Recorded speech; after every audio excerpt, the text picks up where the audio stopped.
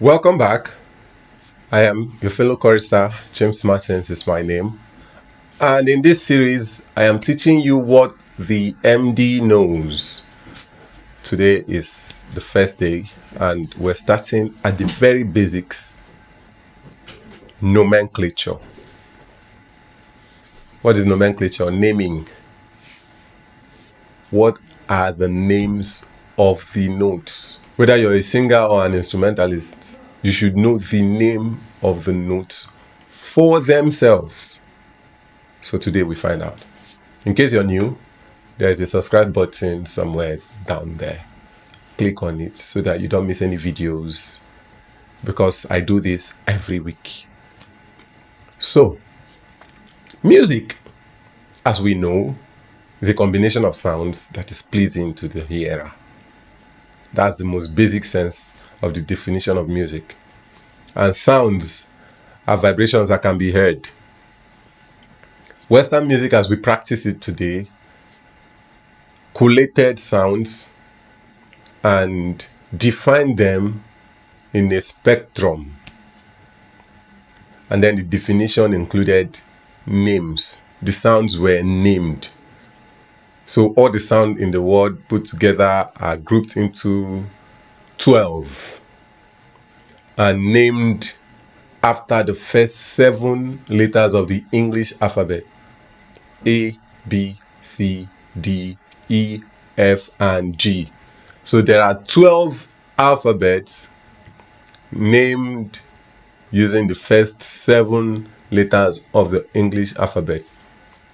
Now in the grouping, the first set of grouping that I would like you to remember: natural sounds. They call them keys. Natural sounds. These are the 7 that are named for the 7 letters of the English alphabet. So the natural names of the natural sounds are A, B, C, D, E, F, and G. There is a sound or a group of sounds in music called A. There's another called G. You may have heard these stuff. Maybe you hear them as key of G, key of A, key of this, and key of that. Just know that in music, when we talk about A, we talk about a certain group of sounds. Now, why do I call them group of sounds? They're not just one sound. On your regular 88 keys piano, there are about 7 or 8 A's. I think 8, but let's just say 7. So the sound is A, but it's not exactly the same.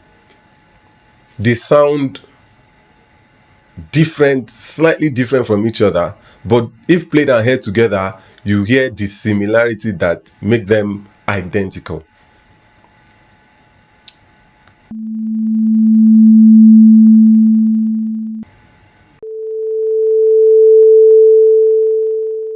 Now one is A3, the other is A4, but you can hear this uniqueness in their sound as opposed to another. Now this is A and this is B.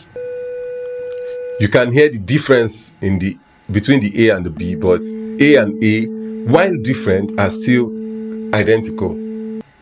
So that's why I call them groups. All right.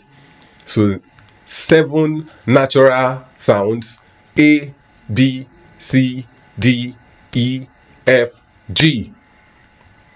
They are named for the first 7 letters of the alphabet. That is just it. Just know it like that. That is what it is. Do all your research. You find that it falls back to this 7. But we did mention that there are 12. So where is the name of the other 5 coming from? They still come from this first 7 letters of the English alphabet, A to G. But there is a concept in naming them called the concept of sharp and flat. Concept of sharp. The symbol for sharp is hashtag. And flat. Symbol for flat looks like a small letter B. All right. So what is the symbol? What does this symbol represent? And what is the concept of sharp and flat? Now let me take you back a little. Just an overview of some musical history. The octave, the distance between each of these groups, like A to A, this A and the next A, the distance between them is called an octave. The octave has had different splits over the centuries. Different cultures split them in different ways. There are lots of methods. However, there is this method called the equal temperament tuning. Equal temperament tuning, where the distance between the octaves is equally split. So the number of notes between the octaves are spaced such that their distance is equal. That's why it's called equal temperament or even temperament. So within an octave, there are 12 notes in the Western music style that we are accustomed to now. There are 12. The 13th note is the note of the octave. So the distance of the octave is so split that each of the 12 notes are a semitone apart from each other. A semitone. The distance between them is a semitone. Semitone is an interval. We'll treat it in the next video. That's the video on intervals. But a semitone is defined as the smallest distance between any two notes, whether in ascending or descending order. It's the smallest, is the unit for measuring intervals in music. So each note is exactly a semitone apart from each other. Equal distance between all 12. So we've named the first 7, the natural 7. We've named them as A to G. Depending on their position, you can use the concept of sharp and flat to name them, such that if a note lies higher in pitch than a natural counterpart, you name it based on the name of the closest counterpart, sharp. And if it lies slightly lower in pitch, you name it based on the name of the closest counterpart, flat. What does that mean? Now, the distance between each of the 12 notes are equal, but nothing in that definition says that immediately after A is B. No, it's not always arranged like that. As a matter of fact, this is the arrangement of the notes in the spectrum of sound. So you see in this arrangement that immediately after A, there is a note before B. But immediately after B is C,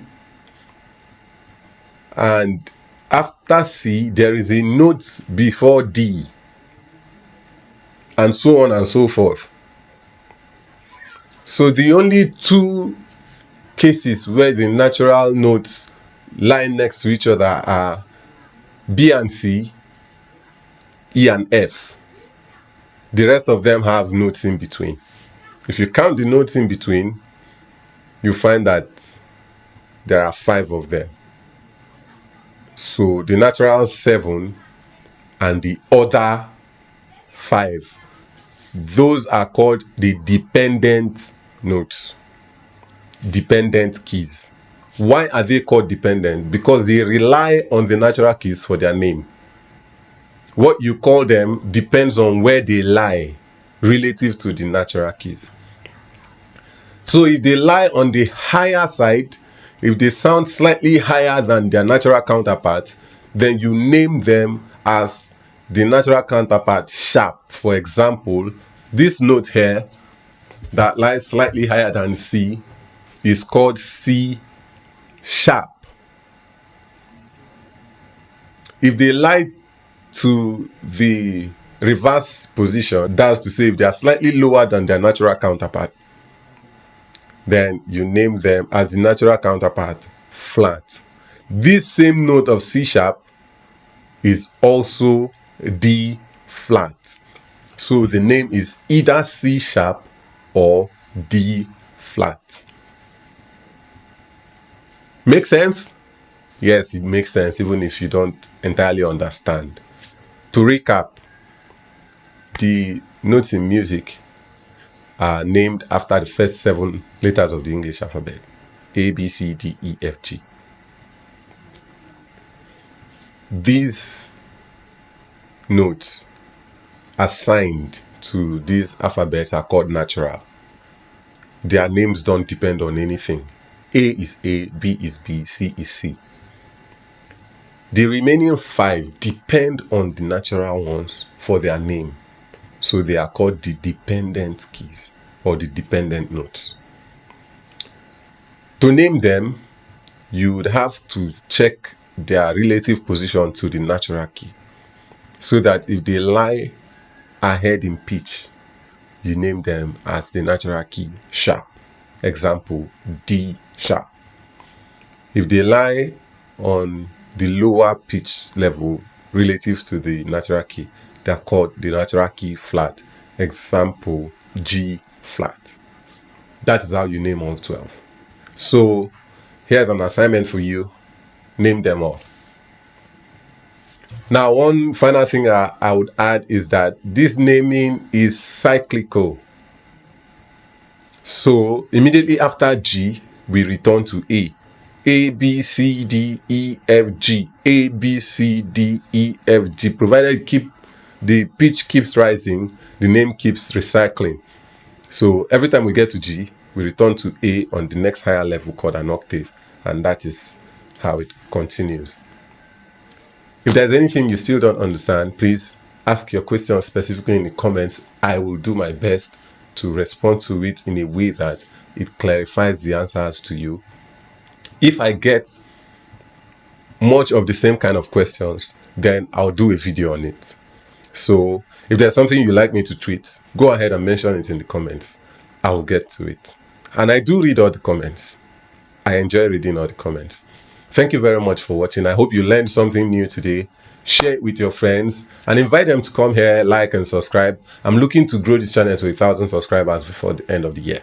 And we're still quite a long way from there. So you're going to help me achieve it, as I'm going to help you achieve your musical goals. Thank you. See you in the next video.